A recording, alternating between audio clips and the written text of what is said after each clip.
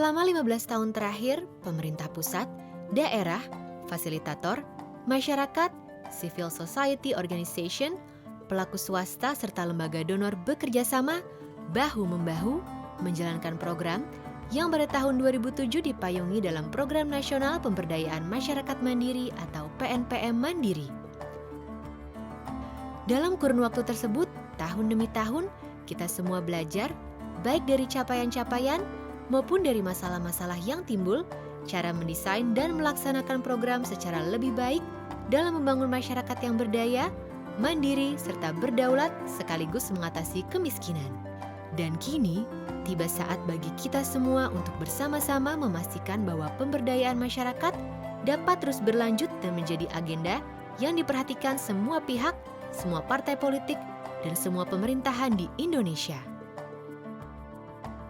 Untuk menjamin kesinambungan pemberdayaan masyarakat di masa depan, perlu dirumuskan prinsip-prinsip dan indikator-indikator kerja yang akan memberi arah pada kebijakan pemerintah pusat dan daerah.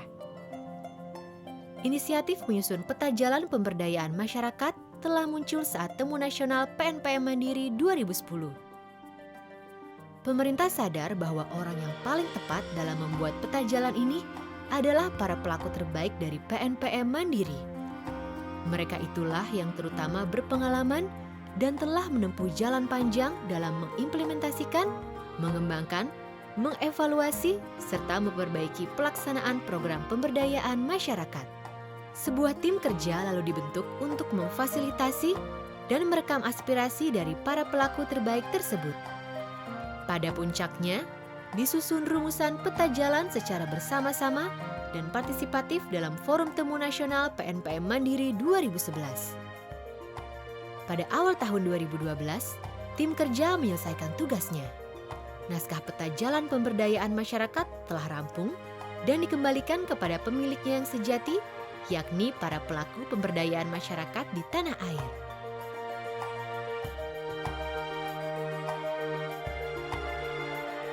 Peta jalan berisi rambu-rambu bagi pemerintah dan seluruh pemangku kepentingan pemberdayaan masyarakat agar jalan menuju terbangunnya komitmen bersama bagi keberlanjutan program pemberdayaan masyarakat dan penanggulangan kemiskinan di Indonesia dapat ditempuh secara efektif. Dalam peta jalan ini, rambu-rambu dimaksud tertuang dalam 5 pilar, dan untuk setiap pilar, pemerintah telah merumuskan rencana aksi, baik berupa sasaran akhir maupun langkah kebijakan yang dinilai paling strategis.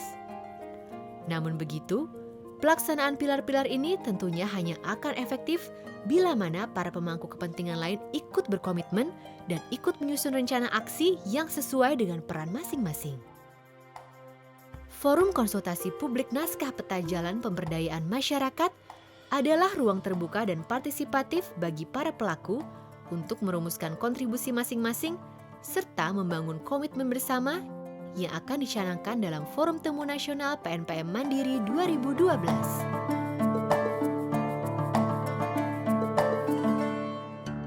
Kelima pilar dalam peta jalan saling terkait dan memiliki nilai yang sama penting. Kelima pilar tersebut adalah penguatan kelembagaan masyarakat, peningkatan kapasitas dan keberlanjutan pendampingan pemberdayaan, peningkatan peran pemerintah daerah, integrasi program, serta tata kelola dan anti korupsi. Penguatan kelembagaan masyarakat diperlukan karena kunci keberlanjutan pemberdayaan sesungguhnya berada di tangan masyarakat sendiri. Dalam rangka penguatan ini, paling tidak perlu dilakukan 2 hal, yakni 1. Peningkatan kapasitas dan akuntabilitas unit-unit agar dapat melayani kelompok miskin secara efektif. 2.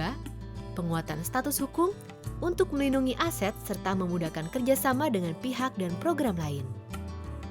Pilar peningkatan kapasitas dan keberlanjutan pendampingan pemberdayaan muncul berdasarkan fakta bahwa keberhasilan program sangat ditentukan kehadiran para pendamping yang kompeten, baik itu fasilitator yang disediakan program maupun pendamping lokal yang berasal dari masyarakat. Menyangkut peningkatan kapasitas ini, paling tidak perlu dilakukan 2 hal, yakni 1. Memfasilitasi upaya peningkatan pengetahuan dan kompetensi para pendamping pemberdayaan, antara lain melalui kerjasama dengan universitas dan pelatihan. 2. Mendukung kehadiran lembaga sertifikasi profesi dan standar remunerasi agar pemberdaya masyarakat menjadi profesi yang dipandang penting dan diminati. Mengingat tuntutan pemberdayaan masyarakat terus meningkat dan situasi serta kondisi di setiap daerah bervariasi, sudah saatnya pemerintah daerah mengambil inisiatif dan tanggung jawab yang lebih besar. Untuk itu, paling tidak perlu dilakukan 2 hal, yakni 1. Pemerintah daerah berkomitmen terhadap akuntabilitas serta menjadikan hasil-hasil kerja PNPM sebagai standar kerja dan mekanisme dalam pemberdayaan masyarakat. 2. Pemerintah daerah meningkatkan ikatan kepemilikan terhadap program pemberdayaan melalui komitmen pendanaan serta kebijakan pro-poor budgeting. Program-program dalam payung PNPM Mandiri telah berhasil membawa pemberdayaan masyarakat menjadi arus utama dari strategi pembangunan di Indonesia. Kini, saatnya semua program tersebut dikonsolidasikan dalam mekanisme, desain serta penganggaran yang lebih terintegrasi agar semakin efektif dan berkelanjutan. Paling tidak, hal-hal yang perlu dilakukan adalah 1. Mekanisme perencanaan partisipatif diintegrasikan dalam sistem perencanaan pembangunan daerah, termasuk penguatan peran tim koordinasi penanggulangan kemiskinan daerah dalam melakukan supervisi, pengawasan, dan koordinasi. 2. Fungsi dan peran pendampingan, serta fasilitator program sektoral atau penguatan lebih dikoordinasikan agar tidak saling tumpang tindih. 3. Perencanaan dan penganggaran dana urusan bersama diintegrasikan, termasuk kemungkinan mensinergikan sumber pembiayaan swasta serta mekanisme transfer langsung kepada masyarakat. 4. Pembangunan data terpadu agar program dapat diawasi secara lebih baik dan tepat sasaran.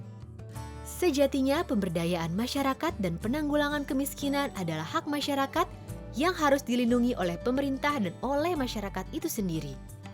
Karenanya, menyangkut tata kelola yang baik dapat dilakukan paling tidak 2 pendekatan, yakni 1.